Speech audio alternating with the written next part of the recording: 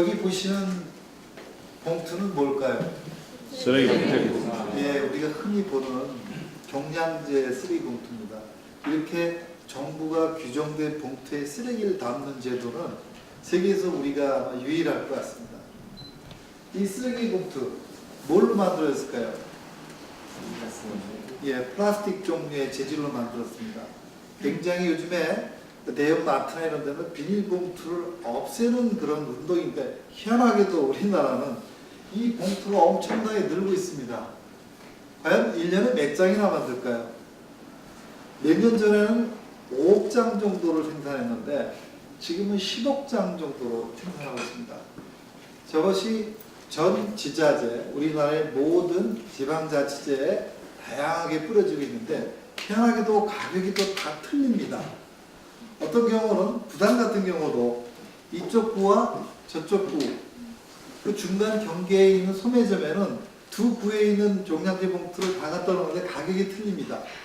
그래서 요즘엔 그 구들이, 시들이 그 가격을 통일하는 그런 어떤 움직임을 갖고 있습니다. 부산시가 아마 작년에 최초로 아마 통합을 한 것 같습니다. 여기 제가 샘플을 하나 갖고 왔는데 이것은 제일 큰 100리터짜리 쓰레기 정량제 봉투입니다. 제일 작은 사이즈는 3리터부터 5리터, 10리터, 20, 50, 75, 100리터. 이게 한 장에 얼마나 될까요? 저도 와서 보니까 한 4,090원 정도 되더라고요. 놀랍게도 이 가격은 매년 오르고 있습니다. 가격이 굉장히 오르고 있는데 그럼에도 불구하고 지방자치제는 이 속에 담겨진 쓰레기를 처리하느라고 그 지방 재정 비용을 약 한 65% 이상을 지원하고 있습니다. 너무 놀라운 일이죠. 예. 과연 그러면 이 쓰레기 속에 있는 진짜 쓰레기가 다 소각하고 태우는 버려야만 되는 물건들로만 채워져 있을까요? 그건 아닐 것 같습니다. 저 쓰레기에는 다양한 그 재질의 형태의 쓰레기들이 들어가 있습니다. 그 안에는 캔이나 병, 플라스틱 등등 다양하게 들어 있습니다. 어떤 경우는 어느 분은 그 환경위원이 말씀을 들어보니까 볼링공도 나온답니다. 볼링공. 그래서 이 쓰레기 차량으로 올라가는 게 압착을 시키는데 압착하는 그 기계가 고장이 난답니다. 그 이유는 이 부피로 돈을 주고 산 쓰레기 종량제 봉투 안에는 뭐든지 넣어도 합법적이라는 이상한 논리가 있기 때문에 아주 발로 꽉꽉, 여러분들도 많이 하십니다.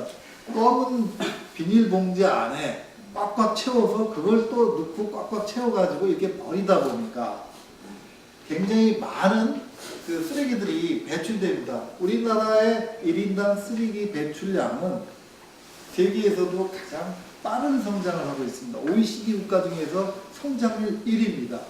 참 굉장히 그 부끄러운 순위이죠. 자, 이 장면은 제가 살고 있는 아파트의 바로 앞에 있는 쓰레기 하우스의 모습입니다. 일주일에 한 번 정도는 저렇게 온갖 재활용을 분리하는 날 때문에 온 동네가 난리를 칩니다. 근데 희한하게도 그분들이 뭘 보상을 받거나 그런 게 아니고 굉장히 의무감으로 와서 캔, 페트, 플라스틱, 비닐, 종이 등등을 분리를 합니다. 하루 종일 그 아파트 단지는 몸살을 일으킵니다. 아마 여러분들도 많이 경험하셨을 겁니다. 저는 이것을 보고 저걸 어떻게 해결할 수 있는 방법은 없을까? 왜 우리들은 저렇게 의무감으로 아무런 보상도 없이 저렇게 해야 되나? 저걸 수시로 재활용을 넣을 수 있는 제도는 안 될까? 또 좀 적극적으로 할 수 있도록 뭔가 동기부여는 없을까? 이런 부분에 대한 고민을 했습니다. 그나마 아파트 단지나 공공주택은 낫습니다. 단독주택 같은 경우는 더 심각한 상황입니다. 골목골목 집 앞에 문전에 쓰레기를 내놓습니다. 그래서 차량이 곳곳에 다니면서 실어갑니다.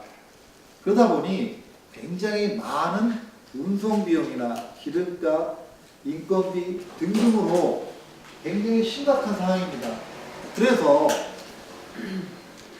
정부도 그런 고민을 많이 하고 있어서 2, 3년 전부터 클린하우스라는 저러한 어떤 거점 방식의 수거 방식에 대한 정책을 쓰고 있습니다. 제주도부터 시범 운영되고 있는데요. 제주도에 한 1000곳 정도가 저런 클린하우스가 설치되어 있습니다. 그리고 의외로 또 효과도 많이 좋아졌습니다. 좀 많이 깨끗해졌죠. 도시 환경이 깨끗해지고 많은 사람들이 집 앞에 내놓는 것을 500m나 1km 간격에 있는 클린하우스에다 재활용이나 쓰레기를 갖다 놓으니까 그 차량이 그 거점에만 가서 실어가기 때문에 많은 부분이 경제적입니다. 근데 문제는 그렇다고 해서 그 안에 있는 재활용이라는 분리수거가 철저히 지켜지냐? 그건 아닙니다. 여기 보시는 재활용 통들이 있습니다. 캔이나 페트를 넣는 재활용통, 그 다음에 병을 넣는 재활용통, 종이를 넣는 재활용 등등이 있는데 이 재활용통을 아마 그 안에 내용물을 보게 되면 약 50% 가까이 이상이 일반 쓰레기랑 혼입되어 있습니다. 역시 종량제 봉투를 뜯어서 안을 보더라도 당장 재활용할 수 있는 캔이나 페트 병이 22% 가까이가 들어가 있습니다. 그리고 그 외에 재활용할 수 있는 그런 재활용 용품들이 45% 정도 들어가 있습니다.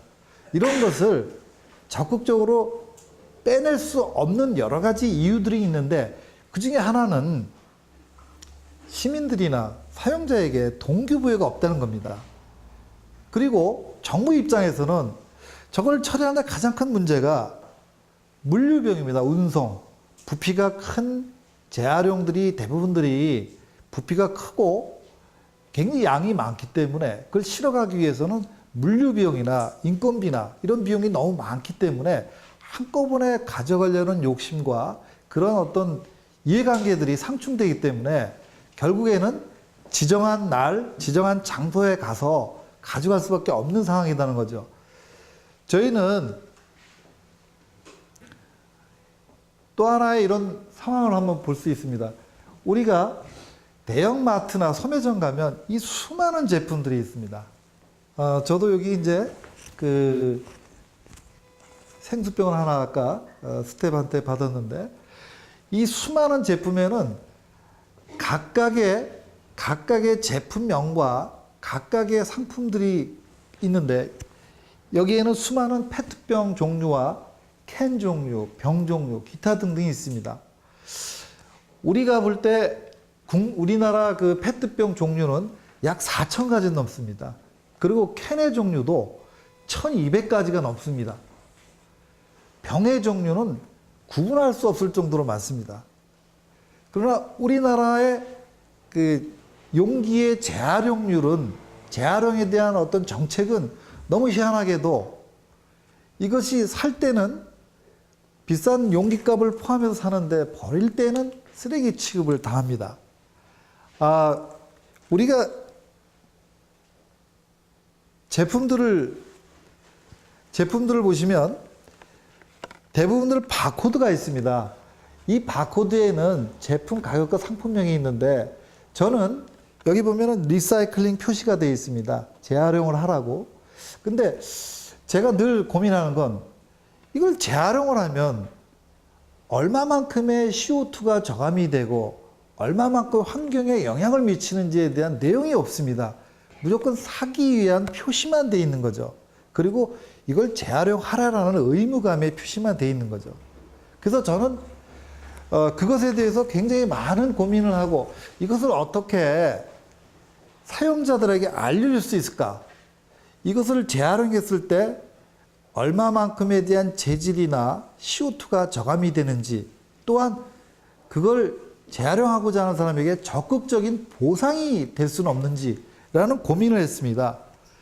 그래서 저희는 이 에코로봇이라는 리버스 밴딩 머신, 무인 자동 회수기라는 것을 만들어 봤습니다. 이 장비는 잠깐 영상을 한번 보시겠습니다. 국내의 녹색 기술 개발과 활용은 아직 부족한 점이 없지 않다.